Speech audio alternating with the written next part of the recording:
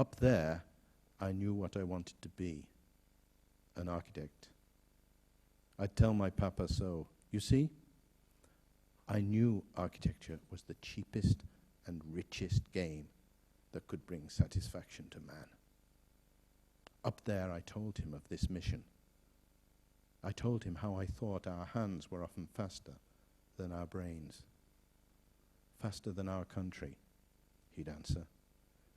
Build naturally, the rest will follow, he said. Alvaro, he sometimes called me Alvaro. Alvaro, he'd say, the superfluous becomes ugly sooner than you realize. It was Papa who warned me about our idiotic forest dreams. When we don't see enough pure nature, Alvaro, he said, just be careful you don't make the mistake of bringing the wilderness to our very door. I'd try and answer him. I'd try and talk of love, but he'd have none of it. There's no room for love in the other arts, I'd tell him. And you can't love a beautiful woman in a painting. But in architecture, in my architecture, Papa, you can, you will, people will. He'd look at me oddly.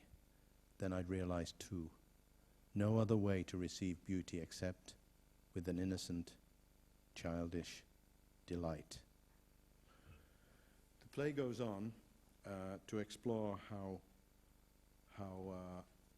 Alto looks through his life, and as he momentarily gets drunk, he very much like his favorite actor was Charlie Chaplin, and he was very good at mimicry. Alto was a perfect actor, and he could have played these parts. So in this play, he plays at least 4 parts. But I'll read you a couple more from this, and then we'll go on a little, and then I'll close. He has a ghetto blaster by him, a boombox, and he's drinking. Alto liked mostly vermouth, vermutti in Finnish, and he liked the red vermouth, but he also liked a whiskey, and he liked camembert as well, camembert and whiskey for some reason. So in this theatre, he has the camembert and he has the whiskey, and he has the boom box, and he's going through, and you think alto and music, well, he'll probably play whatever, Sibelius. No. He's playing The Great Pretender, and he's listening to The Great Pretender, and he's talking about fame. Fame, suits, shirts, cigars. A cigar is as good as a fine leather-bound book, as a fine-limbed, tall, athletic woman. He sniffs the cigar. The smell and shape of a woman's undergarments. A good Havana. Moisten it, as Churchill said. You always have Cuba in your mouth. A cigar always reminds you that it has been laid out across a woman's thighs. A cigar smoker, like the perfect lover, like the architect, like the Freemason, must be a calm man. A poser, possibly. A superman, perhaps. A man even near insanity.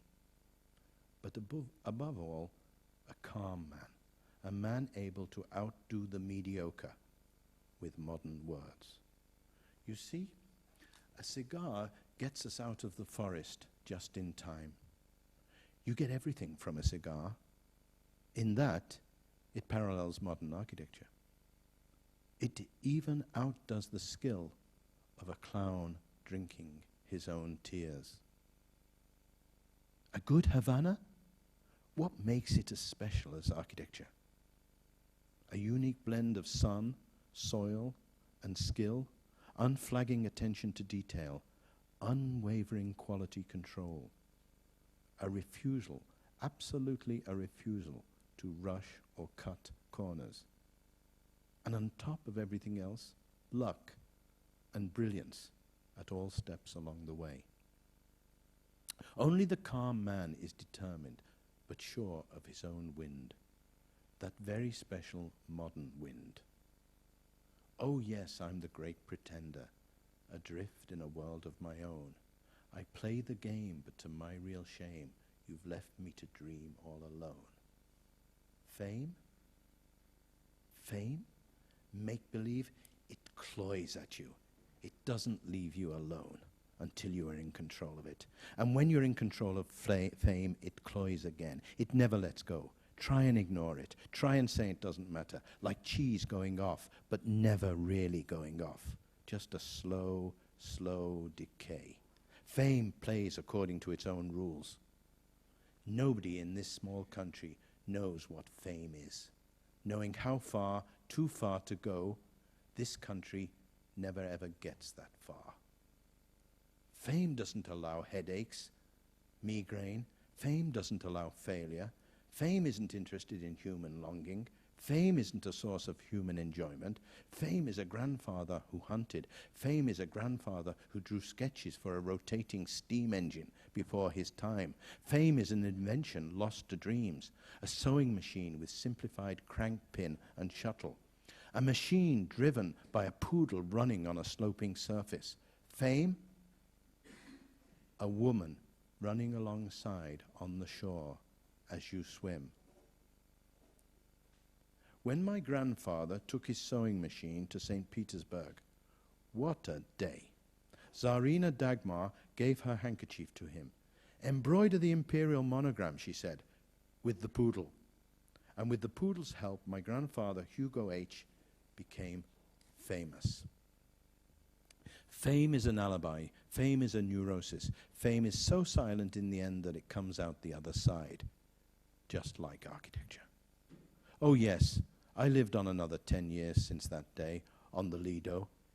But no one would have guessed. The awards dribbled in at first, then they gushed in, then they wouldn't stop, just as Corbu predicted. I began to play up to fame itself. How tiring to pretend to be a genius. How tiring to have no psychology, but that picked up in the forest. How tiring to be Mecca for 3 months in the year. The emperor of swampland. Hands worn out from shaking the unknown. Corbusier was right when he let the sand slip through his hands. You don't die when you stop breathing, Alvaro, he said. You die when more of you fails to get through. Corb, Corbu, Corbusier. Corb, Corbu, Courvoisier. You die when the majority of you remains on the inside. You die when an insane man praises you when he sees his own talent mirrored. You die when others lock you out. You die when women take the wrong side of the road. You die when a woman stops an express train racing towards you in the middle of the night. He was right. Corbusier, old owl glasses, as we called him. He knew it. Fame allows you to talk and dream of a woman in a 300 SL gull-wing Mercedes. Then it destroys you. So the play goes through Alto's life. He's discussing with himself. He discusses architecture. He discusses critical. He discusses fame, and then he ends up in a karaoke bar called Heaven. In the theater, neon sign called Heaven, like the Jimmy Scott song, Heaven. And he's looking at all the critics that have come past him and said this or that about his work. The real Alvar Aalto? Is that what you want? You know what Picasso's mother's reaction was when she heard her son had taken to the pen. They tell me you are writing, Mrs. Picasso said to her son. Well, Pablo, I believe for you everything is possible. If one day they tell me you have said Mass, I will believe that too. Now tell me, what other truths or anecdotes do you need to make this connection?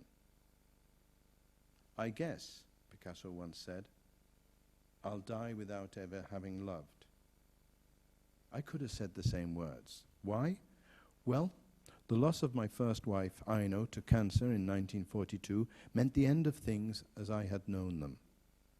She was much more than a wife, and nobody had come close to realizing how important she was. I admit I have let a few people astray, and it is clear to anyone who delves just a little deeper.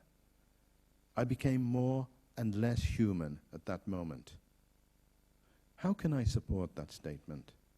I can't really, but the forbidden in our lives we easily disguise. They draw us to arguments that will appear at first ridiculous. You see, there is no such thing as an accurate picture of the real Alto, of me, here and now. You remember that time? It must have been the 50s. Everything was plain sailing then. I was on top of the world, building things I never imagined I would. Modern architecture was saving the world. Oh, the clouds were gathering. But I didn't care. I had a good young friend who promised to write down everything about my life. What did I care for such accuracy? So I told him to forget about me and just write about my architecture. Clever in a way, you see. I opted for anonymity, that ego-less curve that some of the monsters in 20th century art have been able to throw back at their critics. You see, I knew those clouds were gathering. I knew 1 decade on I would be dining out with kings and queens. The next I would be vilified. I didn't mean it to backfire, of course, but I can see now it made me more arrogant and, yes, generous. The subtlety wasn't mine. I just chanced upon it. The era did the rest. So of course you will need to reconsider my triumph. Some of you will want to make of me a monster. Go ahead. It doesn't take much shuffling around my life and the things I have done to do this. And the more you will think it possible, the more you will become fashioned by the image of a monster. And here, Picasso won't save you, or me. Oh, you may not compare the acts of a monster like Picasso with mine, but you will be drawn to the parallels. It is inescapable. By the end of this century, you will be convinced that the whole 100 years of modernism has been guided by such monsters. Freud, Duchamp, Picasso, Strindberg, Sibelius, Dali.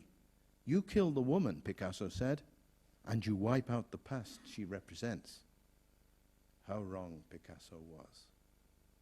But then monsters know very little about themselves. They complain at the dregs of a life they don't realize they have lived. They are bewildered at the lip service paid to their work and forget their little life's ambiguities. The books come and go. Even the theater will attempt something. One hand clapping, that sort of thing.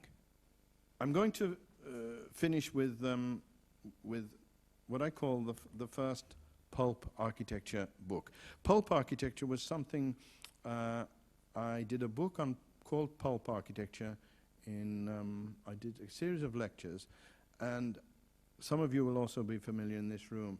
You get invited to give a lecture maybe 6 months before you're giving it, and they say, "We want a title." And I hadn't a clue. I was supposed to lecture in Yale, and they said, "We want a title for your lecture." And I'd just been in Japan with some hip-hop artists, some graffiti artists at the Swedish embassy and doing all sorts of things. And the idea of pulp was something we had been discussing. So I said, okay, pulp architecture. I had no idea what pulp architecture was. But having said that, a good idea can be invented and passed around and used, and it can be called suprematism, constructivism, many things. And pulp architecture, in fact, then started working in my mind, and I worked out what pulp architecture was. And so the lecture came and went at Yale, and it was called Pulp Architecture. And it was published in Perspecta. And then it was published as one of these small books, Pulp Architecture, and then I decided to kill it off. So I thought, if you've invented a name and you've invented a movement, you can equally kill off a movement. So why haven't some of the movements been truly killed off? So the Brautigan, those of you who don't know, Richard Brautigan as a novelist from the 1960s, he's West Coast Kurt Vonnegut, if you would like to put it that way. Although he doesn't write like Kurt Vonnegut, probably. How many has heard of Kurt Vonnegut here? Now again, only about 4 or 5 of you. So you at the back, you in the cheap seats at the back, look at Kurt Vonnegut. Anyway, Richard Brautigan wrote a very good novel called Trout Fishing in America. It's not about trout fishing. Let me make that clear. And there was they're very special books. Richard Brautigan wrote about 13 novels, and sadly then kind of shot himself when he was about 48. So the critics, when Richard Brautigan shot himself, said they are such distinctive books that there should be a genre in literature. It's like gonzo literature, gonzo writing by Hunter Thompson. But there should be a genre called the Brautigan. You know, like we have a genre, we have a comic genre, we have all sorts of genres. Well, we have the Brautigan. So I decided to write an imitation, a poor imitation of a Brautigan. And this book called The Brautigan it kills off pulp architecture. And you'll have to read it to understand the whole idea of it. But this chapter is called The First Pulp Architecture Book. If I am not mistaken, the first pulp architecture book was written by Frankie Mouchamp. I call him Frankie as if I know him. Of course I don't know the architectural critic for the New York Times called Bert Mouchamp, but I imagine I know this Frank. Frankie Mouchamp was responsible in 1974 for lines which I think rightly fit the title of the first pulp architecture book. Take this, for example. Quote, "My buildings wear Mona Lisa cufflinks. I don't know any laws about what a window wants to be. I know nothing about the greater reality of the doorknob. Most of what I know of the reflective qualities of glass come from watching my reflection in shop windows as I walk up fancy streets." End of quote. Now, there are doubtless some out there who think Frankie Mouchamp should have thrown his pen away and got right back to architecture school and learnt the greater reality of the doorknob. Actually, that would not have done Frankie much good. But waiting at least 20 years before another New Yorker appeared, and Frankie would have had his perfect mentor. Nicholson Baker would have taught Frankie more than the greater reality of the doorknob. In fact, in the future, sometime later, if there is ever likely to be a new dean search at the College of Glazed Hams for Architecture, I think it worthy recommending Nicholson Baker. I really don't know why I didn't think about this earlier. But just in case you don't believe me, take a look at Baker's book, The Mezzanine, whilst a few more sentences from Bertie's book called File Under Architecture should convince you. Quote, "The serious architect has spent many years in training and feels entitled to his traditional aura. He borrows images and slogans from technology, politics, and fashion, but is appalled at the notion of having to equate his work with these sources." End of quote. I think you can see where Frankie was going with this. Quote, "Thus, it is fortunate that relatively few buildings are built by serious architects and that we have a large number of props other than buildings to choose from in articulating the space we inhabit. End of quote. With that phrase, Frankie capped it. Pulp architecture surely is that number of props other than buildings we have to choose from. But Frankie didn't leave it there. In the year 2003, people in New York would look back and wonder why architecture suddenly took its turn. 2 years earlier, somebody had come up with a rather unusual way of altering, re-engineering, if you like, the skyline. They would do well remembering these lines. The experience of architecture requires no training, no special knowledge, no trips to galleries, no admission tickets, in a system designed to answer the wants of millions of separately evolving people. The emphasis is not on permanent solutions, but on the routes of access to potential realities and the means with which to shape them. End of quote.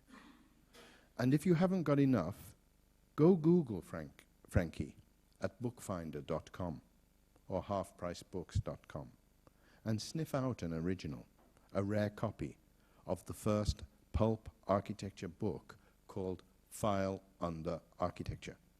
You might enjoy it. Forget flying your Cessna through the Golden Gate. That's too easy.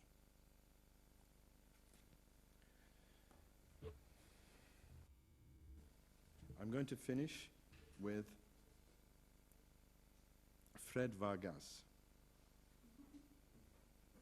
There's a little glimmer of recognition of Fred Vargas. Anyone in the cheap seats know Fred Vargas? What? 2 in the cheap seats know Fred Vargas. Wonderful. This is Fred Vargas, This Night's Foul Work, which I think is very appropriate for this evening. This night's foul work. I will leave you with this. The sharp conflicts between Donglan's precise why and the commissaire's nonchalant I don't know punctuated the squad's investigation. None of the others tried to understand the role of this bitter struggle between accuracy and vagueness, but they all favored one side or the other. The positivists thought that Adamsberg dragged out investigations, taking them willfully into the fog, leaving his colleagues trailing behind him without instructions or road maps. The others, the cloud shovelers, thus named after a traumatic visit by the squad to Quebec, thought that the commissar